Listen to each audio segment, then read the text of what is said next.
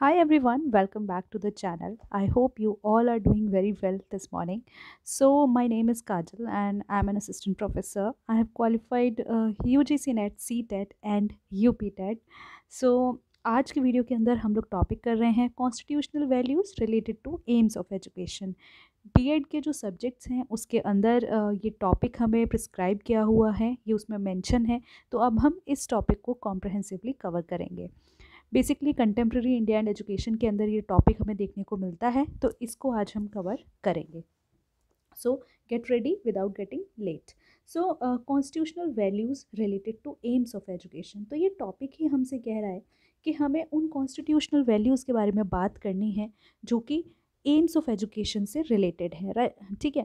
तो AIIMS of education से related कौन कौन सी कॉन्स्टिट्यूशनल वैल्यूज़ हैं, जो हमारे संविधान के अंदर कौन कौन सी ऐसी वैल्यूज़ हैं जो हमारी एजुकेशन को लेकर उससे रिलेटेड है।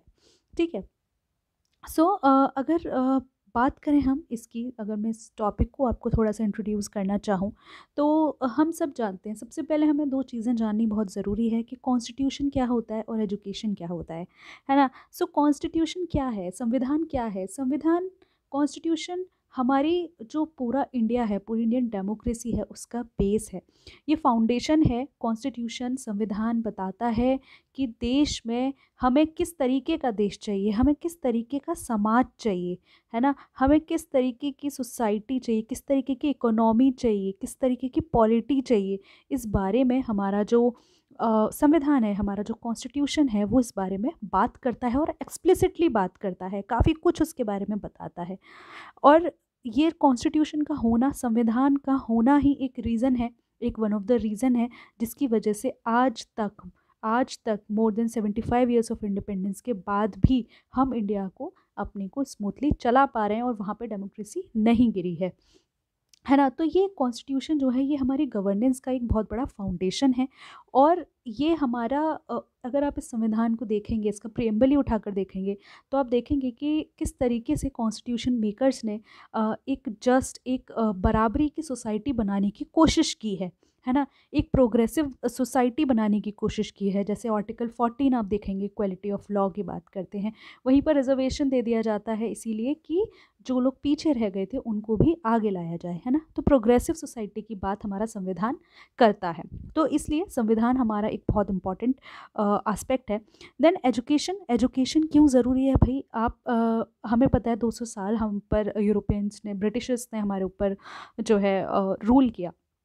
उस वक्त पे एक चीज़ इंडिया में लैक कर रही थी, क्या कर रही थी? एजुकेशन कर रही थी। सब जगह रेनेसा आया, ब्रिटिश में रेनेसा आया, ब्रिटिश में इंडस्ट्रियल रिवॉल्यूशन आया, पढ़े वो लोग, आगे बढ़े, लेकिन इंडिया में उन्होंने मास एजुकेशन को हमेशा नेग्लेक्ट किया, है ना?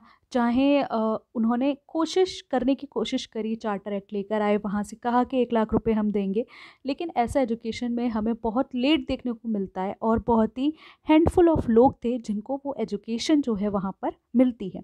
तो एजुकेशन की वजह से ही, एक एजुकेशन भी एक रीज़न था ब्रिटेन में चीज़ें डेवलप करने का, लोगों में साइंटिफिक एटीट्यूड आने का, लेकिन इंडिया में वो चीज़ें इंडिपेंडेंस के बाद काफ़ी कम थी, है ना? सो जो एजुकेशन है ना, वो हमारे नेशनल डेवलपमेंट के लिए बहुत ज़रूरी है, राइट? अगर आपके अंदर साइंटिफिक विज़न आएगा, रैशनल विज़न आएगा ना आपके अंदर, तब जाके आप अपने नेशन के लिए बात कर पाएंगे। आज हम वुमेन एजुकेशन की बात करते हैं, हम 3 जेंडर्स की बात करते हैं, है ना? क्या है ये प्रोग्रेसिव सोसाइटी, हम पढ़े, हमारी सोसाइटी इवॉल्व हुई और अब हम चीज़ों को एक्सेप्ट कर रहे हैं, है ना? तो ये सारी चीज़ें कहाँ से मिलती हैं, हम कैसे इन चीज़ों को बदल पा रहे हैं, समाज में हम बदलाव कैसे ला पा रहे हैं? एजुकेशन के थ्रू। एजुकेशन आपको मिल पा रही है, क्यों मिल पा रही है? क्योंकि आपका संविधान अलाउ करता है ना? हमने एक अमेंडमेंट की थी, ठीक है? उस अमेंडमेंट का नाम लिखो जहाँ पर एजुकेशन को मैंडेटरी किया गया है, ठीक है? तो इन सब चीज़ों के बारे में भी ये जो एजुकेशन है इस तरीके से इम्पॉर्टेंट होती है। तो ये जो वैल्यूज़ हैं ना, जो कॉन्स्टिट्यूशन के लिए वैल्यूज़ हैं, कॉन्स्टिट्यूशन के अंदर जो वैल्यूज़ हैं, जैसे कि सोशलिज्म, अभी हम आगे पढ़ेंगे ये सब, सोशलिज्म, सेक्युलरिज्म, ये हमारे एजुकेशन, हम किस तरीके की एजुकेशन प्रोवाइड करना चाहते हैं उसमें हमें हेल्प करती है ना? उससे क्या होता है? इंडिविजुअल ग्रोथ होती है, समाज में एक हार्मनी बनी रहती है और एक नेशनल इंटीग्रेशन भी हमें समाज में देखने को मिलता है, ठीक है? तो सबसे पहले अगर मैं वैल्यू की बात करूँ, जो कॉन्स्टिट्यूशन में एक वैल्यू दी गई है, जहाँ पर हम देखते हैं कि वो एजुकेशन में किस तरीके से रिलेटेड है। Let's see. So constitutional provision है सबसे पहला जस्टिस। मैं आपको बता दूं प्रियम्बल के अंदर, इंडियन कॉन्स्टिट्यूशन के प्रियम्बल के अंदर ये बात जो है एक्सप्लिसिटली जस्टिस लिखा हुआ है। कॉन्स्टिट्यूशन में लिखा है कि वी शैल प्रोवाइड जस्टिस। कौन कौन सी? सोशल भी जस्टिस देंगे, न्याय, कौन सा न्याय? समाज में न्याय, ठीक है। इकोनॉमिक, आपको इकोनॉमिक जो इकोनॉमिक पैसे कमाने की चीज़ें होती है ना, वहाँ पे भी आपको न्याय दिया जाएगा। और पॉलिटिकल, है ना। तो प्रियम्बल के अंदर ये तीनों चीज़ें हमें, मतलब जस्टिस के बारे में हमें लिखा जाता है कि जस्टिस प्रोवाइड करेंगे। अब इसका एजुकेशनल एम देख लेते हैं। तो क्या, कैसे समाज में इक्विटेबल एक्सेस हम कर रहे हैं? देखो, जैसे एजुकेशन हमें देनी है ना। जस्टिस हम कैसे प्रोवाइड कर रहे हैं? जस्टिस हम ऐसे प्रोवाइड कर रहे हैं, कोई बच्चा है इकोनॉमिकली वीकर सेक्शन से आता है, उसको भी एजुकेशन मिलेगी। फ्री एजुकेशन का हमारे यहाँ पे कॉन्सेप्ट है कि नहीं, है ना। बच्चे स्कूल नहीं जाते, उसके लिए मिड डे मील स्कीम लेकर आए, ठीक है। विमेन जो पढ़ नहीं पाती थी पहले, उनको भी हम आगे लाए, है ना। काफ़ी सारे स्कीम्स निकाली एससी के लिए, एसटीज़ के लिए, इकोनॉमिकली वीकर सेक्शंस के लिए। एग्जांपल्स अगर मैं बताऊं, जैसे कि मिड डे मील स्कीम हमने स्टार्ट की गवर्नमेंट ऑफ इंडिया ने। क्यों की थी? क्योंकि पहली बात न्यूट्रिशन नहीं था बच्चों के पास। दूसरी बात, जो पेरेंट्स हैं वो इसलिए स्कूल नहीं भेजते थे बच्चों को कि अगर वो स्कूल जाएंगे तो काम कौन करेगा। तो अब एक एक इंसेंटिव उनको दिया गया कि आप बच्चों को जब खाना मिलेगा तो पेरेंट्स अलाउ कर देते हैं कि हाँ ठीक है, स्कूल जाओ कि एटलीस्ट खाना तो वहाँ खाएंगे। क्योंकि पुअर पुअर सोसाइटी थी, बच्चों के पास था नहीं कुछ, है ना। तो उससे क्या होता था कि स्कूल भी अटेंड हो जाता था और मिड डे मील स्कीम में उनको खाना भी मिल जाता था, ठीक है। रिजर्वेशन पॉलिसीज़ एजुकेशनल इंस्टीट्यूशंस में हम सबको पता है कि जो रिजर्वेशन पॉलिसीज़ हैं वो इसीलिए हैं। तो क्या है कि कॉन्स्टिट्यूशन के अंदर आपको एक कॉन्स्टिट्यूशनल वैल्यू दी गई जस्टिस, और उसे हमने इस तरीके से अपने समाज में इम्प्लीमेंट किया, ठीक है। नेक्स्ट देखते हैं। नेक्स्ट हमें इक्वेलिटी, ये भी एक्सप्लिसिटली मेंशन है प्रियम्बल के अंदर। तो article 14 to 18 in fundamental rights, ये प्रियम्बल में भी मेंशन है ना। और फंडामेंटल राइट के अंदर भी आपको क्या चीज़ें मिलती हैं? फंडामेंटल राइट के में भी आर्टिकल 14 to 18 जो है वो बात करता है इक्वेलिटी की। यहाँ पे कहा जाता है कि लॉ के सामने, कानून की नज़रों में सब बराबर हैं और किसी भी तरीके का डिस्क्रिमिनेशन नहीं होना चाहिए, ठीक है। आप क्या तो यहाँ से हमें इक्वलिटी से हम क्या देख सकते हैं कि हर किसी को पढ़ने के लिए इक्वल चांसेस मिलेंगे, इक्वल अपॉर्चुनिटीज़ मिलेंगी। जैसे कि पहले मतलब जैसे कि सिर्फ ऐसा नहीं है कि अपर कास्ट को मिलेगी, डिफरेंट कास्ट्स को पढ़ने के लिए अपॉर्चुनिटीज़ प्रोवाइड की जाएंगी। सबको इक्वल अपॉर्चुनिटीज़ जो हैं वो प्रोवाइड की जाएंगी, है ना। चाहे रिलीजन के बेसिस पे ना ही डिफ्रेंशिएट किया ना जाएगा, ना जेंडर में, ना सोशो इकोनॉमिक स्टेटस में, किसी में नहीं। अच्छा, अगर आपको किसी को पता है कि जस्टिस और इक्वलिटी में क्या फ़र्क है, आप प्लीज़ उसे कमेंट सेक्शन में लिखिए, उसके बाद आई विल एक्सप्लेन, ठीक है। तो और क्या हमने इक्वलिटी और क्या कहती है कि इंक्लूसिव एजुकेशन की बात कर रहे हैं, है ना। तो कौन सी एक्ट थी? Right to education act. इससे हमने क्या कहा? हमने कहा फ्री और compulsory education 6 to 14 years of age के बच्चों को हमें प्रोवाइड करनी है। अच्छा, आरटीई की एक्ट की आप डेट लिखेंगे कमेंट के अंदर, आपके एग्ज़ाम में ये काफ़ी पूछ सकते हैं इसको, ठीक है। Then we have liberty of thought, expression, belief, faith and worship is enshrined in the preamble and article 19। so जो लिबर्टी है वो भी प्रियम्बल के अंदर और आर्टिकल 19 के अंदर आपको देखने को मिलती है ना। तो यहाँ पे कहा जाता है कि आप आपकी क्या थॉट है, आप चाहें तो आप जैसा सोचते हैं आप वैसा सोच सकते हैं। आपके सोचने पे कोई भी किसी भी तरीके की मनाही नहीं है। आप किसी को भी किसी चीज़ बिलीव करना चाहते हैं करिए, आप किसी फेथ को फॉलो करना चाहते हैं करिए, किसी की पूजा करना चाहते हैं करिए, no one will deny you, है ना, एक्सेप्ट कुछ सर्कमस्टांसेस हैं उसके अलावा। तो इसका एजुकेशनल एम क्या हो गया? आप क्रिटिकल थिंकिंग और क्रिएटिविटी हम यहाँ पर एनहांस कर रहे हैं, फ्रीडम ऑफ एक्सप्रेशन हम यहाँ पर एनहांस कर रहे हैं, opinion, exploration of diverse ideas, ठीक है।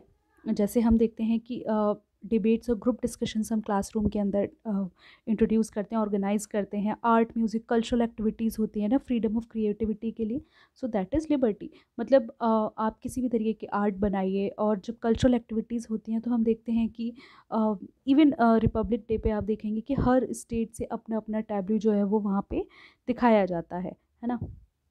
सो this is the thing. Then we have fraternity. Fraternity का मतलब होता है भाईचारा। क्या होता है? भाईचारा, ठीक है। सो भाईचारा की बात है यहाँ पे। और फ्रेटर्निटी यानी कि dignity of the individual and national unity. Fraternity का मतलब ये है कि एक पर्सन, मैं हूँ, आप है, हम सबकी डिग्निटी को को बचाया जाएगा, एश्योर किया जाएगा। संविधान ये बात कहता है कि आपकी डिग्निटी को बचाया जाएगा और नेशनल यूनिटी को बचाया जाएगा, है ना। सो आपने कई बार देखा होगा कि कुछ केसेस इंडिया में या हो जाते हैं ऐसे, तो उसमें उन लोगों का नेम मेंशन नहीं किया जाता है ना। इसीलिए नहीं किया जाता क्योंकि आपकी डिग्निटी को मेंटेन करना, प्रिजर्व करना कॉन्स्टिट्यूशन का काम है। अभी एजुकेशन में हम इसको कैसे देखते हैं? हम बच्चों के अंदर यूनिटी की, ब्रदरहुड की जो वैल्यूज़ हैं वो इंस्टिल करते हैं। कैसे करते हैं? आप होली सेलिब्रेट कर रहे हैं, आप ईद सेलिब्रेट कर रहे हैं, आप क्रिसमस डे सेलिब्रेट कर रहे हैं, है ना। तो ये सारी चीज़ें क्या होती हैं? डाइवर्सिटी प्रमोट करती है। तो इंडिया एक डाइवर्स कंट्री है, इसको प्रमोट करती है ना।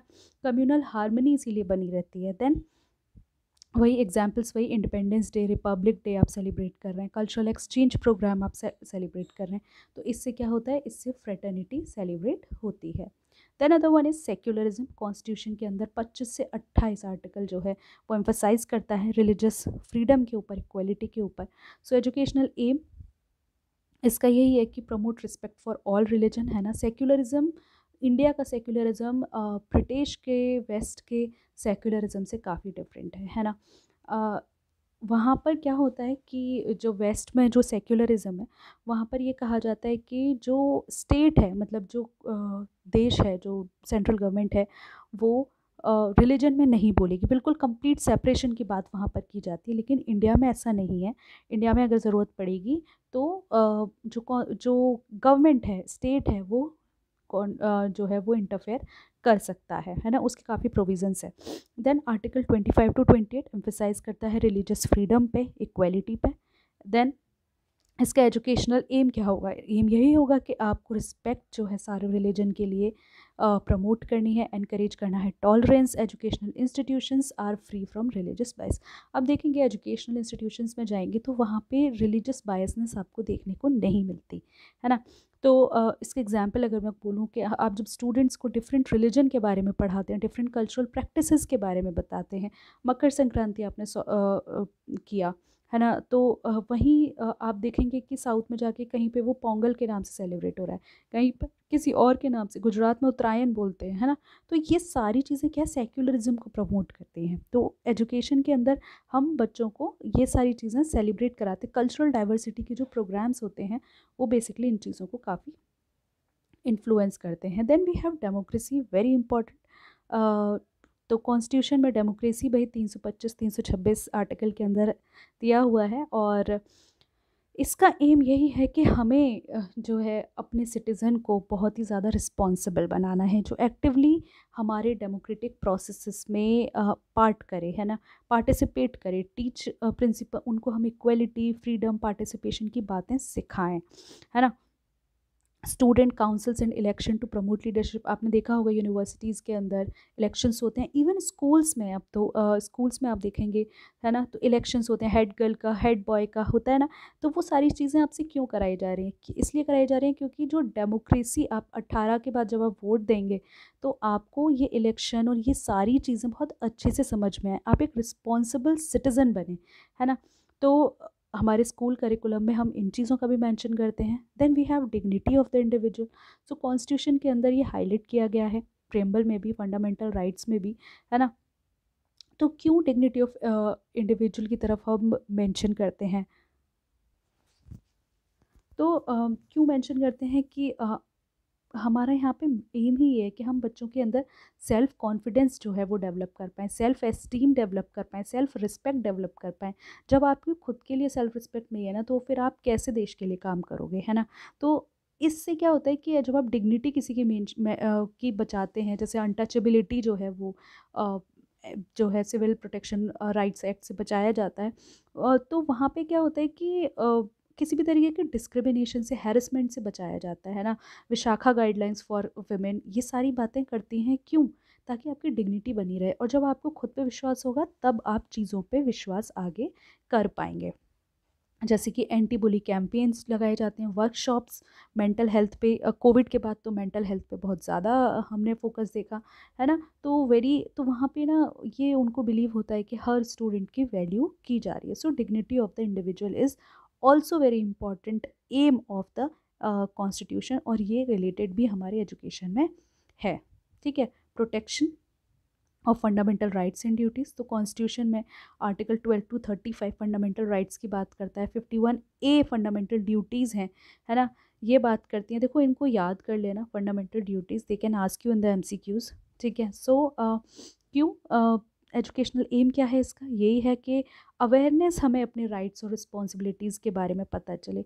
आपको पता तो हो कि आपको आपके राइट्स क्या हैं, आपकी राइट्स क्या हैं, और राइट्स के साथ साथ आपकी रिस्पॉन्सिबिलिटीज़ क्या है। हम सब बात करते हैं इस बारे में, oh this is my right, है ना, ये मेरा राइट है। लेकिन आपका राइट है तो किसी और का भी तो राइट है ना। आप लाउड म्यूज़िक सुन रहे हैं, बहुत लाउड म्यूज़िक सुन रहे हैं, आपके घर पे शादी है, आपने बहुत लाउड म्यूज़िक चलाया हुआ है ना। बराबर वाले के घर पे तो शादी नहीं है ना। आप कहेंगे कि मैम मेरा राइट है, मैं तो कैसे भी चलाऊँ। दूसरे वाला का भी तो राइट है कि वो पीसफुली सोए, है ना। आपके बराबर वाले का भी तो राइट है, या कोई बड़े हैं, कोई एज ओल्ड पर्सन है, उनका भी तो राइट है कि वो पीसफुली सोएं, है ना। तो ये सारी चीज़ें भी होती हैं कि कॉन्स्टिट्यूशन हमें सिखाता है। कॉन्स्टिट्यूशन के अंदर फंडामेंटल राइट्स और ड्यूटीज़ की बात की जाती है, लेकिन आपका और एजुकेशन हमें ये बताती है, हमें ये चीज़ें हमारे माइंड में बिल्कुल फिक्स कराती है कि आपके राइट्स तो हैं, लेकिन राइट्स के साथ साथ आपको कुछ रिस्पॉन्सिबिलिटीज़ भी प्रोवाइड की गई हैं, और वो आपको एडहेयर करनी है ना। जैसे हम देखेंगे कॉन्स्टिट्यूशन डे सेलिब्रेट किया जाता है, कब किया जाता है इसे ज़रा कमेंट में लिखो। Teaching the importance of civic duties like voting, है ना, जो इलेक्शंस होते हैं उनमें आपको वोटिंग करनी है, इन्वायरमेंट को प्रोटेक्शन करना है। कब होता है इन्वायरमेंट प्रोटेक्शन डे? ठीक है। Then we have cultural heritage, promote करना चाहिए कल्चरल हेरिटेज। सो कॉन्स्टिट्यूशन के अंदर कल्चरल और एजुकेशनल राइट्स के बारे में बात की गई है। वो भी इसीलिए किया जाता है कि आप इंडिया की जो रिच कल्चरल डाइवर्सिटी है ना, आप पीछे जाके देखोगे ना, आपको पता चलेगा वी आर सो डाइवर्स, और हमारी जो पुरानी डाइवर्सिटी है वो बहुत बहुत आगे है, और हम अभी उसको कुछ भी नहीं जानते हैं, है ना। और इसीलिए आप देखेंगे NEP 2020 के अंदर हमने बहुत सारी चीज़ें इंक्लूड करी हैं। इंडियन नॉलेज ट्रेडिशंस के ऊपर बहुत ज़्यादा फोकस है गवर्नमेंट का, क्योंकि हम अपनी एंसेस्ट्रल हिस्ट्री को भी बच्चों को लर्न कराना जानते हैं, है ना। तो inclusion of folk art, music, local history in the curriculum, ये सारी चीज़ें आपको, और ये सारी चीज़ें हम इंक्लूड करते हैं करिकुलम में, इसीलिए करते हैं ताकि बच्चों को अपनी कल्चरल हेरिटेज के बारे में पता चले। आपको पता तो चले, आप हिस्ट्री, आप कहते हैं मैम क्या फ़ायदा हिस्ट्री पढ़ के, आपको पता तो चले आपकी कल्चरल हिस्ट्री, है ना। और वो पता चलेगी तो आप आगे आने वाले टाइम पे चीज़ों को डिसाइफर कर पाओगे। अच्छा ऐसा तब भी तो हुआ था, है ना। तो वो सारी चीज़ें भी यहाँ पर इम्पॉर्टेंट है। आप कैसे देखते हो कि यूरोपियंस एज अ ट्रेडर आए और कैसे हमारे ऊपर रूल किया। आपको पता ही नहीं होगा तो आने वाली जनरेशन भी आपके ऊपर कर लेगी, है ना। This is the thing. Then we have environmental sustainability, तो 51AG याद कर लेना इसे। तो ये इम्प्रूव नेचुरल इन्वायरमेंट के बारे में बात करती है कि हमें अपने नेचुरल इन्वायरमेंट को को प्रोटेक्ट करना चाहिए। तो इसका एम यही है कि हम इन्वायरमेंट के लिए लोगों को सेंसिटिव बनाएं। हम लोग बहुत इनसेंसिटिव हैं इन्वायरमेंट के लिए, और हमने बहुत ज़्यादा बायोडाइवर्सिटी लॉस कर चुका है। ठीक है। तो हम एक सस्टेनेबल लिविंग की जो बात है ना, वो बच्चों के अंदर इनकलकेट कर पाएँ, वो सारी बातें भी कॉन्स्टिट्यूशन से हमें आती है। जैसे कि हमने एनवायरमेंटल EVS को ग्रेजुएशन के लेवल पे मैंडेटरी सब्जेक्ट कर दिया है, आई थिंक आपके पे भी होगा, है ना। Encouraging participation in tree plantation drives, कितनी सारी ड्राइव्स होती हैं, आप देखेंगे प्राइवेट कंपनीज़ हैं। मामा अर्थ का बहुत ज़्यादा आता है कि अरावलीज़ में पूरा उन्होंने पेड़ लगा दिए, है ना। सो इको क्लब्स, इन सब चीज़ों पे इतना मेंशन रहता है। सो एनवायरमेंटल सस्टेनेबिलिटी भी ये फोकस करता है। अब एजुकेशन का किस तरीके से महत्व हो जाता है कि वो कॉन्स्टिट्यूशनल वैल्यूज़ को अपहोल्ड करता है। सबसे पहले कि ये सारी चीज़ें हैं, है ना। अगर बच्चों को पता है डेमोक्रेसी है, सोशलिज्म है, सेक्युलरिज्म है, तो वो नेशन बिल्डिंग में हेल्प करता है ना। नेशन बिल्डिंग में हेल्प करता है। एजुकेशन नर्चर्स रिस्पॉन्सिबल सिटीज़न, आप जब किसी को एजुकेशन देते हैं तो रिस्पॉन्सिबल सिटीज़न बनाते हैं, और जो कि सोसाइटी को कॉन्ट्रीब्यूट करता है। Then social justice, it helps eliminate inequalities. Social justice जो है वो आपको एलिमिनेट करता है इनक्वालिटीज से, प्रमोट करता है इंक्लूसिविटी। देन ग्लोबल सिटीजनशिप, जब कॉन्स्टिट्यूशनल वैल्यूज़ आपके अंदर आती हैं तो क्या होता है, एजुकेशन बच्चों को एक ग्लोबल चैलेंजेस को हमें कैसे हैंडल करना है ये भी सीखते हैं। क्लाइमेट के ऊपर बहुत ज़्यादा फोकस है ना। ट्रम्प जो है वो प्रेसिडेंट बने तो क्या ट्रम्प ने कहा कि हम WHO से अपने आप को विड्रॉ कर लेंगे। तो इन सब का क्या इम्पैक्ट इंडिया के ऊपर पड़ेगा, क्या ग्लोबल साउथ के ऊपर पड़ेगा। ये सारी चीज़ें अगर आप एजुकेटेड हैं ना तभी आप समझ पाएंगे। अदरवाइज़ आप एक चाय के वहाँ पर बैठकर आप इन सब चीज़ों पर डिस्कस कर लीजिए कि इंडिया में भी बैनर चल रहे हैं कि Trump is not my president, obviously he is not your president, है ना। तो द थिंग इज़ कि आपको इंटरनेशनल लेवल पे किस तरीके के ग्लोबल चैलेंजेस आ रहे हैं और किस तरीके से हमें उन्हें हैंडल करना है वो आप एजुकेशन से सीखते हैं, है ना। और ग्लोबली एक सिटीज़न बनना ना बहुत ज़्यादा इंपॉर्टेंट हो जाता है, क्योंकि सबको रहता है कि अरे हमें फ़ॉरेन जाना है, फ़ॉरेन जाना है। फ़ॉरेन जाने के लिए एक ग्लोबल सिटीज़न बनो तो सही, है ना।